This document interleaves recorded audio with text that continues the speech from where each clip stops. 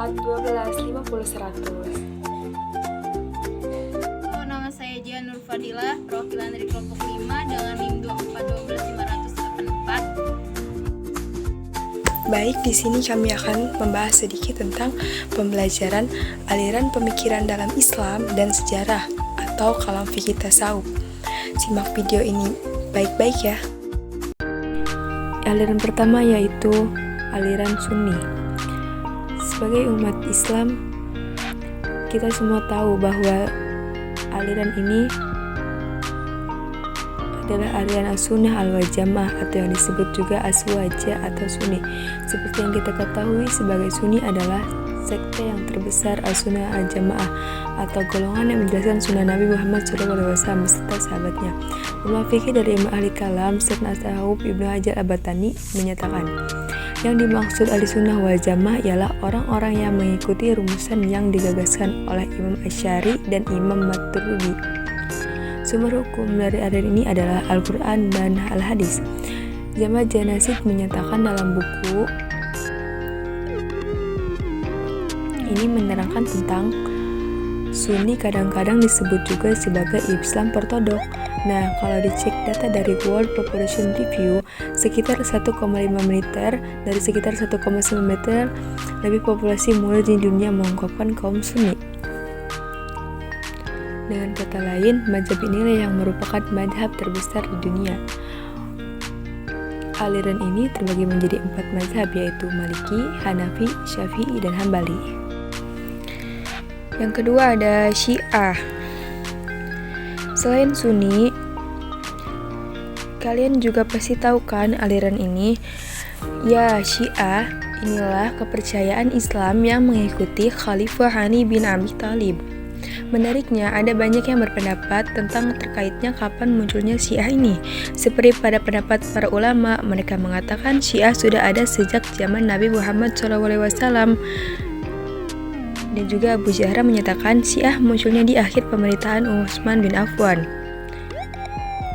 Kalau kita melihat buku Syiah menurut Syiah ini, golongan ini meyakini bahwa yang seharusnya menjadi khalifah yang menggantikan Muhammad SAW adalah Ali bin Abi Thalib, bukan sahabat lainnya. Nah, dari keyakinan ini, ada golongan Syiah hanya mengakui garis keturunan Nabi Muhammad SAW sebagai khalifah atau pemimpin Islam. Nah, keluarga Nabi inilah yang disebut Ahlul Bait. Uniknya, di dalam Syiah sendiri ada beberapa sekte nih, yaitu Syiah Isna Asyariyah. Biasanya sih golongan ini dikenal dengan nama Syiah 12 Imam. Mayoritas ini merupakan mayoritas terbesar golongan Isna Asyariyah ini. Ada juga Syiah Jaiyah, Syiah Jariyah, dan Syiah Al-Ibadiyah. Yang ketiga ada Khawarij. Khawarij itu dari segi bahasa yang mereka artinya yang keluar, diasumsikan sebagai orang yang keluar, mengungsi atau mengasingkan diri. Nyatanya, orang Khawarij merupakan orang-orang yang keluar dari kelompok pendukung Ali karena tidak setuju dengan adanya perdamaian antara Ali bin Abi Thalib dengan Muawiyah saat pertempuran Siffin itu. Sebelumnya, kita harus ketahui bahwa pada saat pemerintahan Ali, kekuasaannya tidak sampai wilayah Syam. Saat itu, wilayah Syam dipimpin oleh Muawiyah bin Abi Sufyan. Perang Siffin itu awalnya buntut dua perbedaan tersebut, tapi belakangan ini Ali bin Abi Thalib malah berinterosiasi atau menerima ajuan Muawiyah bin Abi Sufyan. Ali menerima pengajuan Abi Tasme atau hakim yang menyatakan hasilnya malah mengangkat Muawiyah sebagai khalifah. Maka marahlah sejumlah kelompok kekuasaan Ali dan jadilah kelompok Khawarij yang keluar atau membelok dari Ali ini. Yang keempat ada Mu'tazilah. Aliran Mu'tazilah, menurut Harun Nasution, Mu'tazilah merupakan golongan yang membawa personal geologi yang lebih mendalam dengan sisi sifat filosofis. Itu artinya dalam bahasa agama, kaum Mu'tazilah lebih banyak menggunakan akal yang bersifat rasional. Maka tidak heran kaum yang satu ini mendapat sebutan sebagai kaum rasionalis Islam. Diketahui aliran Mu'tazilah yang secara harfiah memisahkan diri, muncul di bangsa Irak pada abad kedua Hijriah. Kelahirannya pada dapat Wasli bin Ahto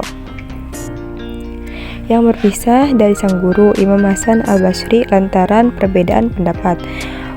Hasan al-Basri berpendapat mukmin yang berdosa besar masih berstatus mukmin, sementara Wasli bin Ahto berpendapat muslim yang berdosa besar bukan kafir juga bukan mukmin, namun berbeda di antara keduanya, yaitu mereka hanya mengakui Isra Rasulullah ke Baitul Maqdis namun tidak mengetahui Mi'rajnya ke langit.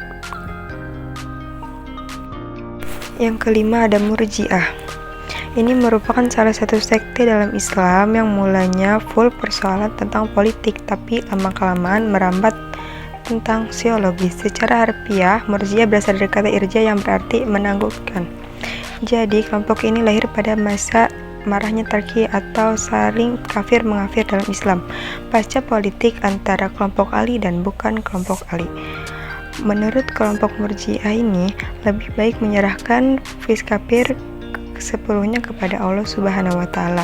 Karena itu mereka berpendapat untuk mengikat Tuhan sampai ke akhirat nanti. Kelompok Murji'ah ini yang disebut juga kelompok netral. Ini kaitannya di bidang politik. Doktrin ijra atau menunda diversikan dengan sikap politik netral atau non-blok. Mereka sering disebut atau kelompok buka, menjadikan kalau muslim yang berbuat dosa besar tidak menjadi kafir melainkan tetap mukmin. Soal dosa besarnya ia lakukan ialah mereka mensyirikan pada Tuhan dalam keputusannya di hari perhitungan nanti. Iya. Kalian sering mendengar doktrin dalam Islam, segala yang terjadi di dunia ini atas kehendak manusia, hidup manusia yang atur dan tempat dalam manusia, Tuhan Allah yang Maha Esa tidak ikut campur atas kehidupan manusia itu. Nah, ini merupakan doktrin Qadariyah. Secara harfiah, Qadariyah berasal dari qadar yang berarti mampu atau berkuasa. Aliran Qadariyah merupakan aliran yang paham didasarkan oleh konsep qadar atau kuasa. Para penganut filosofi ini berpendapat manusia mempunyai kemerdekaan dan kebebasan dalam menentukan perjalanan hidupnya. Yang terakhir ada Jabariyah. Beda dengan Qadariyah. Jabariyah justru mengatakan sebaliknya. Secara harfiah, Jabariyah asal dari kata jabar yang mempunyai arti paksaan.